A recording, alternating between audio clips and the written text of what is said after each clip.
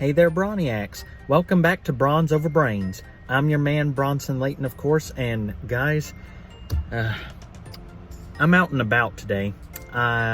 First of all, as you can see, I'm wearing my Bioptics. If you remember from the video I made about a year ago, Bioptics, an inspirational story on how to use them. Yeah, I guess you could just call these my driving glasses. Yeah, I'm wearing these. And the reason that I'm out and about today, guys, is because I have brought Inky, the little kitty that you all saw in our last video.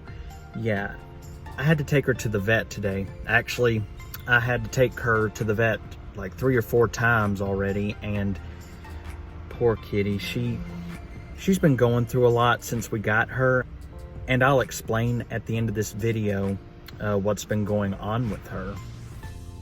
Inky, Inky. Want to say hi to the Broniacs before your checkup?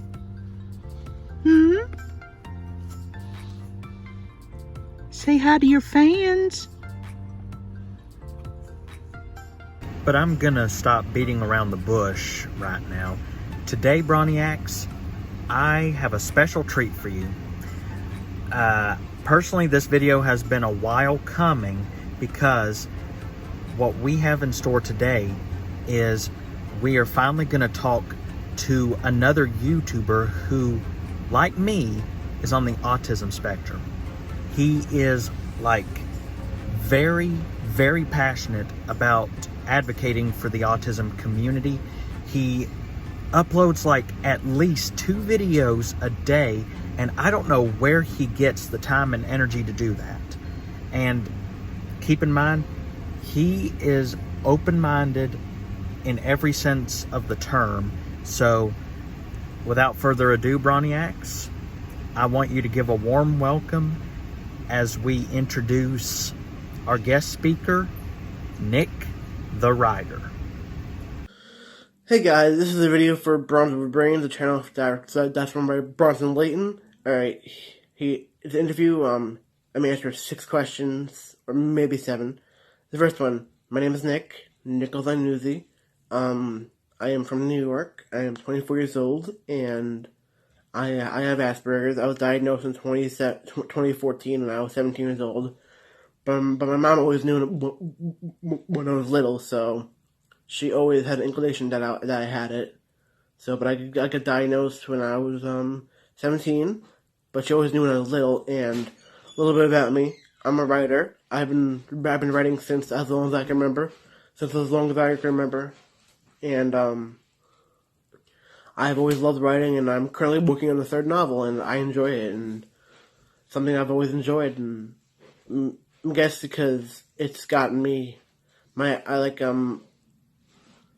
it's like always been a part of me, and I've always loved writing, and I'm always gonna love writing, and yeah, that's yeah. Alright, here's some random facts about me. Okay, I absolutely love NASCAR. I know auto drivers. I've watched so many races, live and past in the past. I watched so much NASCAR racing. I know a lot about NASCAR. I know about the old history, how it started and stuff. And yeah, and a random fact: I cannot ride a bike. I don't know how to ride a bike. I tried, and yeah, it never happened. I could never learn how to pedal myself, and the coordination. The coordination and like the anxiety involved is like made me crazy. I got left back a grade in 4th grade. I was left back a grade, so I would have graduated in 2014, but I was left back, so I graduated in 2015. I think I'm at high school. I quit math in high school. I did not go to math in high school, so they gave me a different class, and I passed that class. Yeah, I could not do algebra, so I couldn't do it for the life of me. I've written over 15 poems, and I've written 2 books, Mentality and Chevy's Rule. If you look at my channel, there's plenty of that crap going on. Well, not crap. And, I have over 300 followers on Instagram and 66 followers on TikTok. I don't know. I have over 2,000 subscribers on YouTube, of course, and I love drawing. I draw a lot of abstract art. I love reading. I love reading my best friend's book, Morning Missing, by Jessica Ensley. She's my best friend, actually, and one of my best friends. Yeah, and that was some random facts about me. Well, this is a great interview. Thank you, Bronson. So, Nick, it is great to have you join us today, and we are so honored to have you on Bronze Over Brains officially. And I know you and I have been communicating for a while now, and I'm very thrilled that you get a chance to talk to the Broniacs here. Speaking of which, would you mind telling us how long that you've personally known about your autism diagnosis? I learned about my diagnosis when I was 17, but like I said, my mom always knew when I was little, so I was in special ed classes when I was in elementary school, then in middle school, then in high school, so I knew since then that I was on a spectrum.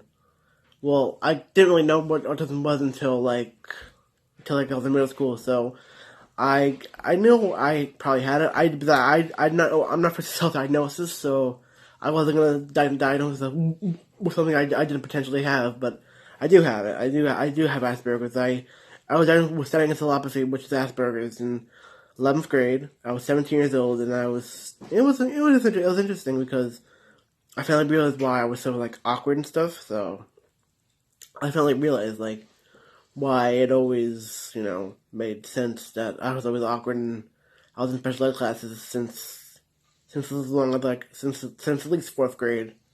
That's all I can say, really. And for as long as you've known about your autism diagnosis, have there been any challenges while adapting in society? Well, there's been plenty of challenges I faced, of course, because obviously after I was done with high school, I couldn't really find a job. I tried getting a job in I tried a trade in school, carpentry, but I realized that I couldn't do it. And then same year I was diagnosed with Asperger's, so it was very hard for me. So my coordination was off, and yeah, that's a challenge. That's a challenge. I probably from driving because I have coordination issues. I love cars. If you know me personally, I love cars and NASCAR, so unfortunately I cannot drive, and I working, yeah. But now I find I'm working on YouTube better part now, and hopefully my books become, people will buy them one day. So, but yeah, my anxiety gets overwhelming. I get overwhelmed easily. I get depression, anxiety, especially in public. My anxiety is through the roof in public. I struggle with freaking masks and stuff. With some, sensory overloaded, and I have to struggle. I struggle a lot with that stuff, and it's not really fun at all. It's not fun at all. It is pretty, it's a pain in the so, definitely a pain in the butt. Well, yeah, that's what I have to say about that. I deal with a lot of struggles, and, if people knew how much I dealt with, and they would understand. And I'm pretty sure all the Broniacs and myself can collectively ask, what got you interested in starting your YouTube career? How did I get interested in my channel and making videos and YouTube? Well, always since I was 2010, I have always wanted to make videos and stuff, and I tried when I was younger, and I was 14 years old, and it was pretty stupid because I was a stupid teenager. So in 2012, I tried doing a different channel called Nick Viva 1000, and it didn't work out really because I didn't know what to do exactly.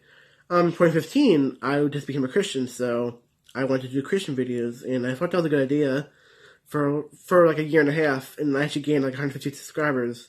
I think 150 free subscribers, but then again, I just stopped the channel because I am a Christian, I love Jesus and stuff, but I just couldn't keep up with it, and I know the Bible, but I just didn't want to, I get screwed up easily with remembering verses, and I don't want to, I'm not a preacher, so yeah. But then again, when I had my autism diagnosis, I just wanted to make videos and stuff. But now, since I'm not really talking about autism anymore, I talk about NASCAR. But NASCAR and riding are my special interests. So I'm mainly talking about that now, and I have gained a massive amount of subscribers, almost 3,000, but I have 2,500 right now. So yeah, I'm pretty surprised where it's led me to. And Nick, would you want to share your experience as an autistic YouTuber with us? Like, has it been pleasant or has it been kind of overwhelming? My experience as an autistic YouTuber, well, I actually started making videos in 2017, but I never did an autism video till late 2018. And at first it was actually really fun, and I enjoyed it. And I still did it up until late 2020, and so that's when autistic community became so political and so toxic, and it had been overwhelming. Most of the community is absolutely toxic, and only a few members of the community are just really good people, and I'm not saying everybody is bad, of course. I just cannot deal with the stress, and it is pretty overwhelming. But I still will make videos, but maybe not go to autism route anymore. Go more of a route like special interest routes. That's why I changed my channel name from Nick the Expert to Nick the Writer. That I want to deal with all the politics and bullying, because that's not what it should be about. It should be about helping each other. It should be about other things, and it should not be about politics and bullying and other things that should not belong. But yeah, it has been overwhelming. But I still enjoy making videos. I'm never gonna stop making videos. I enjoyed it. I've enjoyed it since I began a YouTuber in 2017, a full-time YouTuber. I hope to make money soon, of course. But yeah, it has been overwhelming and it has been crazy. But it has been also fun though. It has been fun, so I'll never trade it for the world. I'll always keep making videos, of course. But yes, it has been overwhelming and pleasant at the same time. Pleasant and overwhelming. So it's been a mixture of both. And so, Nick, the final question I would like to ask you is, do you have any advice for others who are in the autism community who are looking for their inner voices? My advice to all autistic people in the community: don't let people tell you what you cannot say. I mean, yeah, if you don't post any racist stuff, don't post any sexist or bad stuff like that. But I mean, like, if you have an opinion about something, don't let people stunt you. Like, I've been stunted all my life, but not and I've been pretty much bold since 2021 came around. I've been bold. I've been brazen. I've been ballsy, and don't be afraid to speak your mind. Do not be afraid to speak your mind, because don't society or other autistic people, because like I said, the autistic community can be toxic too. So, because we ain't special. We're not special ourselves. Just gotta focus on yourself, on your mental health. Sometimes you gotta focus on yourself and say what you have to say, and then put caution to the wind, and let people have their opinions about you. But at the end of the day, you know you're a good person, and you know that you're not doing anything wrong. So people are gonna have opinions. People are gonna call you gatekeepers. People are gonna call you dumb. People are gonna call you stupid and not worthy and toxic. And yeah, meanwhile they're the toxic ones in the community, not you. So my advice is, say what you want to say and talk about what you want to talk. Like, talk about whatever topics you want to talk about. That's what my channel is about. You say what you want to say. You don't hold back. You don't censor yourself. You don't hold back on anybody. You don't hold back. You don't care what people say about you. Like, I don't care what people say about me anymore. I used to care all the time when I was in high school, but now this is not high school. This is the real world. And you gotta let all the petty bullcrap aside, and just be yourself. That's all I'm gonna say about, that's my advice. Be yourself. Nick, I want to thank you so much for your wise input on this topic. And again, thank you so much for, taking the time to talk to the Broniacs here about how even we as autistic YouTubers can collaborate together and we can make a difference. So Broniacs, we just got back from the vet, and today's appointment for Inky, it went pretty well in comparison to the last 3 times we went. Inky is a little kitten that Savannah originally found near our home. All Savannah wanted to do was hold, a little kitten from this stray that had just given birth to a litter of kittens. Inky was one kitty that Savannah found, but there was something wrong with her eyes. According to the vet, there were films right over her pupils and ulcerations were forming. So for the last several visits that Inky went to the vet, we had been given a couple of ointments to apply to her eyes. And today when we went back, the vet says that her eyes are improving and she's now eating kitty food instead of milk now, which is good. She's now using a litter box, and we got her some toys, and she's doing okay. I just feel like I owe you, Broniacs, an explanation as to what was going on with her, even at the beginning of this video. But I appreciate you hearing me out, and thank you for your concerns, if any of you had some. And before I close out, Broniacs, I want to give one final thank you to our friend Nick the Writer for taking time to talk to us.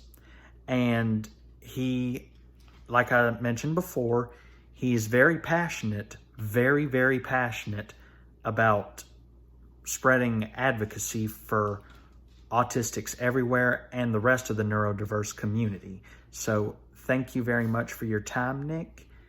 Oh, and Broniacs, by the way, if you want to see more of Nick the Writer's videos, I have attached a link to his channel in this video's description. I'm sure he would really appreciate your support by subscribing to his channel. And he's got a lot of good material. I'm telling you, it's pretty entertaining. He does pixel art, NASCAR review videos, pretty much everything he covered in today's video. So please show our friend some support. Go follow him. And I'm going to close it here today. I got some dinner I need to cook for my family. So until next time, Broniacs, I'm Bronson Layton. This is Bronze Over Brains, where we are representing the autism community one vlog at a time. And we're always here to remind you to stay brawny. See you guys later.